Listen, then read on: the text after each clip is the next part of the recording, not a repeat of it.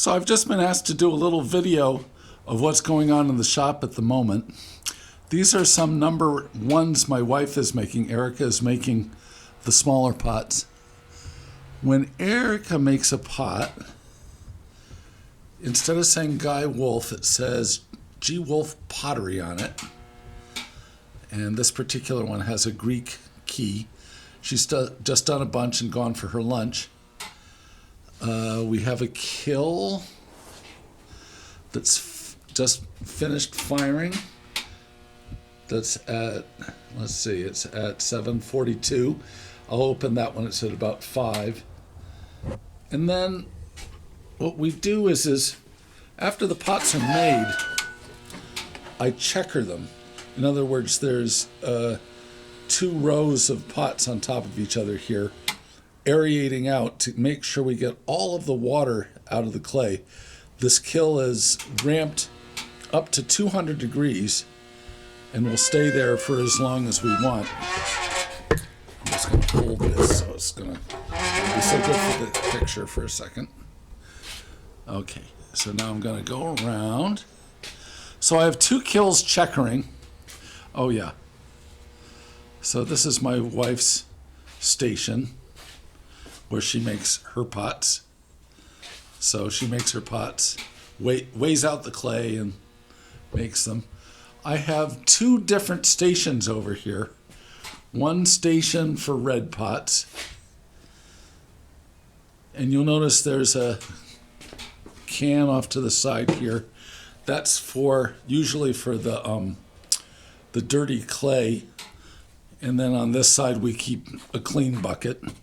So when the pots are made, everything is goes from clean water and to dirty water, and after a certain amount of time, all of that clay is saved. I don't know, it's so bright, I don't know if you can see, but there's a pile of clay over there underneath that bright light. At any rate, so these are the bats from yesterday's throwing. In other words, the pots are made on the wheel, put on a bat, and then those bats are put on the boards. After they get dry enough to be turned over, they get put on slatted boards up in the heated area. Now, I've had a day off so that the stock from the day before yesterday is in checkering now. Those are pots Erica made yesterday that are ready to prepare for the kiln. Let's see. So right now there's prepared clay under here. 20 number 6s ready for my afternoon's throwing. Here's the clay. We get clay in boxes that are underneath, and then we pull it up and put it through the pug mill and then cut it to measure so it comes out here. And then, I take a stick. This is a stick that has a 6 on it. We do have music. Because it's a dusty room, it's hidden from the dust. Every few years I have to get another sort of inexpensive stereo.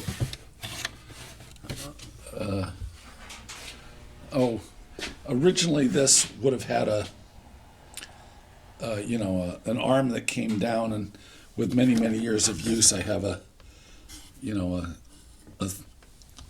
basically a hammer to push clay in with. Okay, I guess that's it for this room. It's a nice room. I mean, we're very, very lucky. There's enough. This is an area for the bigger pots. Where this shelf in between is, it's removable. So when I have the taller pots, I can just put them, I could get a 4-foot pot in there if I wanted to. These are all slatted boards to help with the drying, which Adam Keeling was kind enough to show me from Witchford Pottery. He came for a visit, and I got a lot out of that visit, I have to say. So into the showroom. So right here, this is a batch of pots going to a friend of mine in Newport. That's a rather larger order. So those are all sold. Here's a big pot. This one is, I don't know. It's a number 50. So I guess it's probably 18 inches by 24, something like that, on a base. The base doesn't have to be taken with it. And then we have a whole batch of red pots ready to go. We have Peabody's and some Georgians and Long Toms. And then there are some 18th century glazed redware pots. And I love doing slipwares. And we have left over from Longwood ordered a batch of pots and then decided they wanted to close. So they ordered $5,000 worth of stuff and then didn't buy it, which is kind of hard on a place like this. But that's Longwood. Okay, so I got 2 down below. Anyway, there's a lot of these bell jars left over from that Longwood order. It's a tough year, I understand.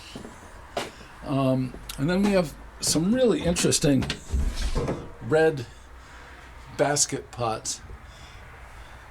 Unlike Witchford that does a really cool sort of sculptural sprigging of basket on the outside, I just do a scraping of a design on the side.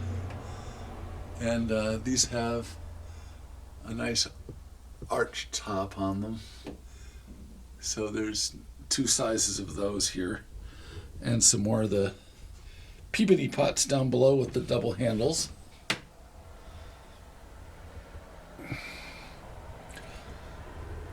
Let's see. Oh, these are nice. These are some 24-pound rope under rim. There's 2 of those here as a pair. And then we have a pair of 36s that are in a basket again. And those come with feet.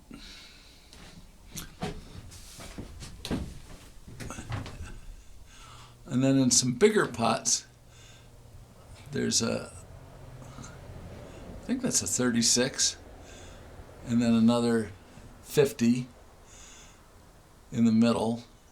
When I say 50, I mean 50 pounds of clay.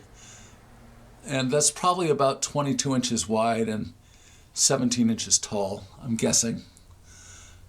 That's a number 24, so with a 16 on the inside. So that's again, maybe a 18-inch pot, and the one on the inside is probably about 15. Those are a kind of a pan. And kind of the most interesting of this grouping, I have some Peabody's under here. In other words, there was a pot made in Peabody, Mass. What I did, though, here was I did an English rim on it with a rope under rim to make it a little more classical, being that it was made out of white clay. And so I have 2 sets of these at, again, 36. So 36s are $250 each, so that's a lot of money, I guess. You know, a set. Oh, anyway. I'm awful about, the prices just make me crazy that everything has to be so expensive to stay alive. Here's another batch of pans. And then some really cool, I just did these for the first time this year. That has sort of a cool rim. It has fine dent and heavy dent both, which sort of looks like a birthday cake to me. But that very, very common sort of over-ornamental for the, sort of Regency period This kind of pot is, the ornamentation on it is really inspired by, the heavy ornamentation on the plaster ceilings in the English great houses. And then there are some Georgians here that were made by a friend visiting. Sherry Stevens Grundon made those last year. And then these are some Cornish number 2s. And behind is a batch of red wares. We just were given a step back hutch that I'd made in the 80s. And the bottom part my wife is using in the music room. And this part just fit perfectly in the pottery for, putting pots. So that's kind of fun. Let's see, we got some number 9 rope under rim, some number 6 rope under rim, and some number 4 rope under rim. So that's the pottery shop at the moment. The other thing that's here